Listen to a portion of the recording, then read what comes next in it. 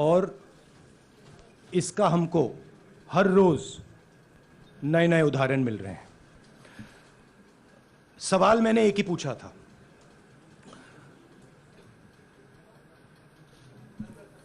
Foundation पे जाता हूं।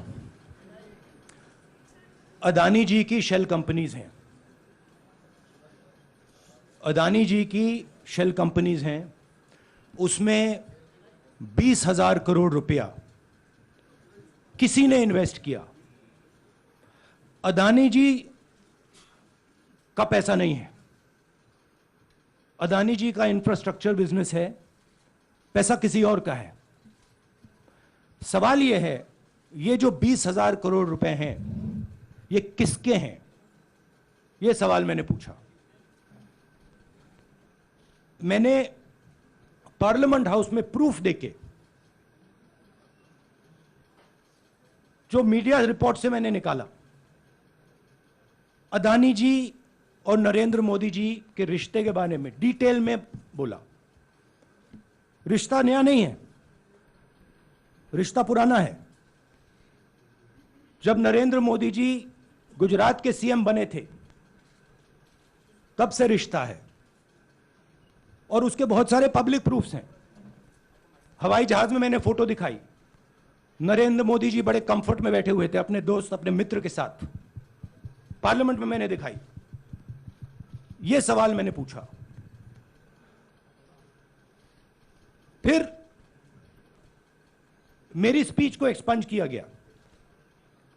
मैंने स्पीकर को डिटेल चिट्ठी लिखी, पॉइंट बाय पॉइंट, कि मैंने कहा कि एयरपोर्ट्स अदानी जी को रूल बदल के दिए गए हैं। ये लीजिए रूल की कॉपी जिसको बदला गया है। चिट्ठी लिखी, कोई फर्क नहीं पड़ा। फिर मेरे बारे में मंत्रियों ने पार्लियामेंट में झूठ बोला कि मैंने विदेशी ताकतों से मदद मांगी। मैंने ऐसी कोई बात नहीं की है। मैंने कहा स्पीकर से, मैंने जाके कहा, स्पीकर सर,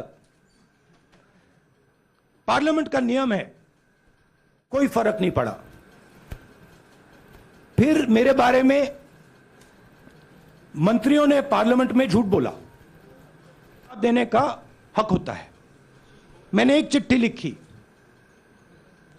उस चिट्ठी का जवाब नहीं आया। दूसरी चिट्ठी लिखी, उस चिट्ठी का जवाब नहीं आया। फिर मैं स्पीकर के चैम्बर में गया।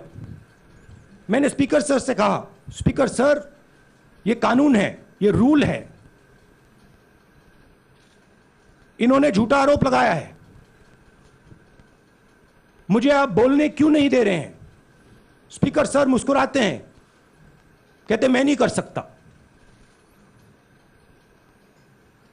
और फिर उसके बाद आपने सबने देखा क्या हुआ। सवाल पूछना मैं बंद नहीं करूंगा। नरेंद्र मोदी जी का अदानी के साथ क्या रिश्ता है और 20,000 करोड़ रुपए किसके हैं, मैं पूछता जाऊंगा। मुझे कोई डर नहीं लगता इन लोगों से। और अगर ये सोचें कि मुझे डिस्क्वालीफाई करके, धमका के, जेल में डाल के मुझे बंद कर सकते, नहीं, मेरी वो हिस्ट्री नहीं है। मैं हिंदुस्तान के लोकतंत्र के लिए लड़ रहा हूं और मैं हिंदुस्तान के लोकतंत्र के लिए लड़ता रहूंगा। किसी चीज से नहीं डरता हूं, यह सच्चाई है। अब आप सवाल पूछिए, एक एक करके प्लीज। हाँ मोहित, I'll say it in English also. Sorry. I'll say it in English also.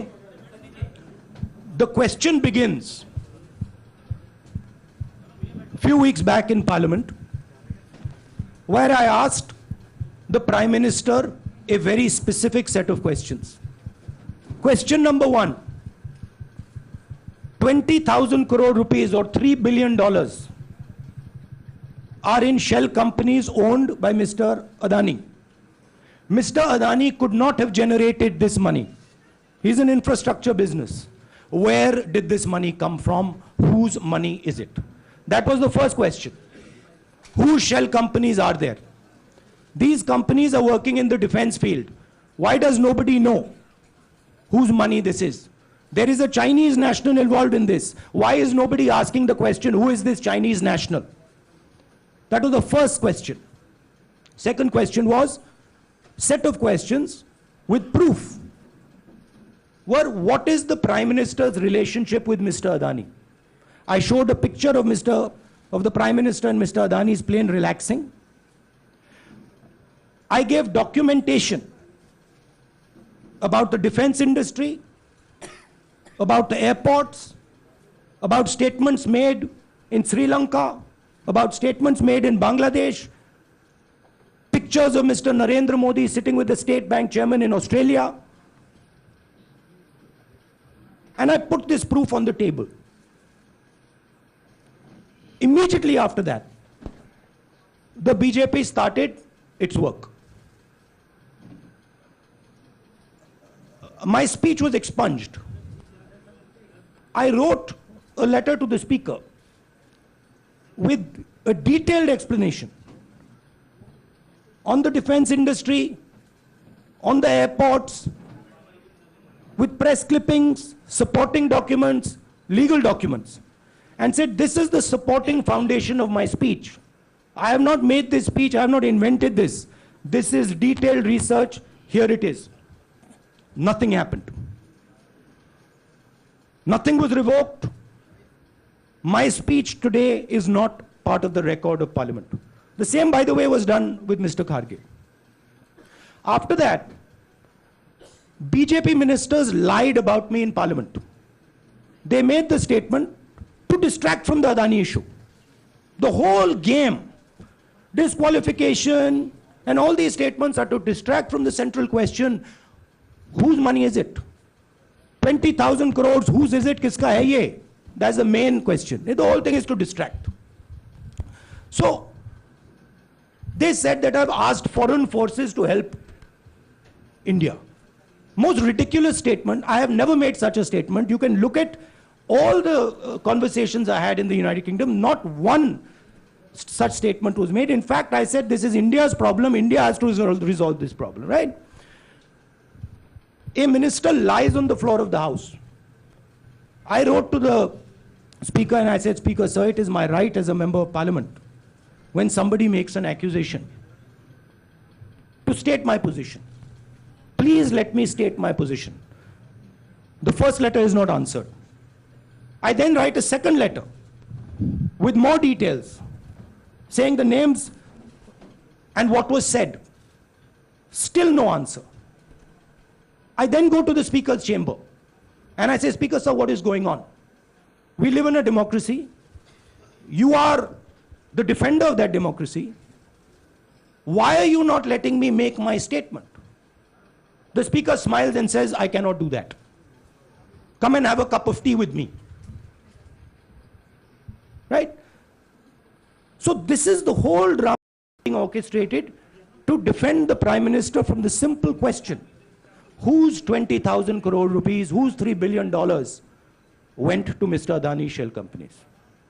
हाँ जी मोहित, एक मिनट सबको मौका मिलेगा. राहुल जी, मोहित दुबे हूं मैं. मेरा सवाल ये है कि आप शहीदों. By the way, sorry, I just need to finish that. I left out a part. Look, I am here defending the democratic voice of the Indian people. I will continue to do that. I am not scared of these threats, of these disqualifications, of these allegations, of these prison sentences. I don't care. I'm not scared of them. Okay? These people don't understand me yet.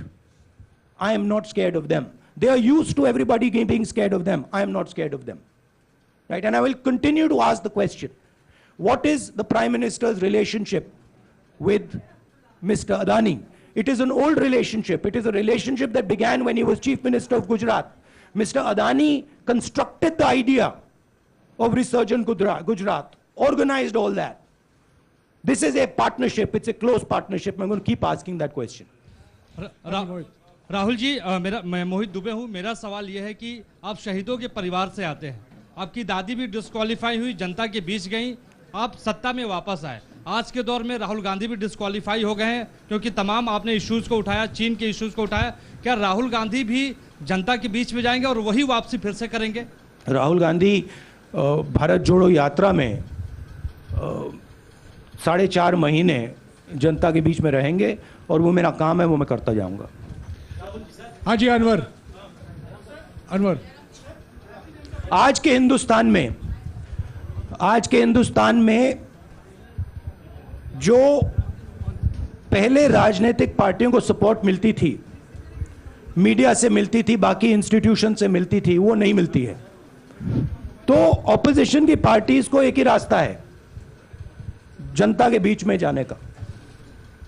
हाँ जी, Anwar. Sir, Bharatiya Janata party ने आप पर OBC समुदाय के अपमान का आरोप लगाया है, इस पर आप क्या जवाब देना चाहेंगे भारतीय जनता पार्टी को? मैं पिछले भारत जोड़ो यात्रा में, आप मेरी कोई भी स्पीच देख लीजिए, मैं वहां कह रहा हूं सब समाज एक हैं, सबको एक साथ चलना चाहिए, भाईचारा होना चाहिए, नफरत नहीं होनी चाहिए, हिंसा नहीं होनी चाहिए। तो मेरी पोजीशन बिल्कुल क्लियर है। ये ओबीसी का मामला नहीं है, ये नरेंद्र मोदी जी और अदानी जी के रिश्ते का मामला है। 20,000 करोड़ रुपए जो अदानी जी को पता नहीं कहां से मिले, उसके बारे में मैं सवाल पूछ रहा हूं और उसका जवाब चाहिए। बीजेपी ध्यान को भड़काने की कोशिश करती है, कभी ओबीसी की बात करेगी, कभी विदेश की बात करेगी, कभी कुछ और बात करेगी, कभी डिस्क्वालिफिकेशन की बात करेगी, मगर सवाल यही है 20,000 करोड़ रुपए, $3 बिलियन किसका था? संजय मिश्रा। और वो अदानी का पैसा नहीं हो सकता। संजय मिश्रा।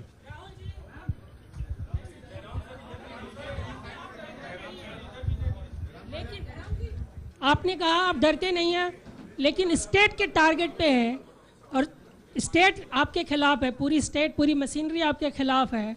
ऐसे में आपके सामने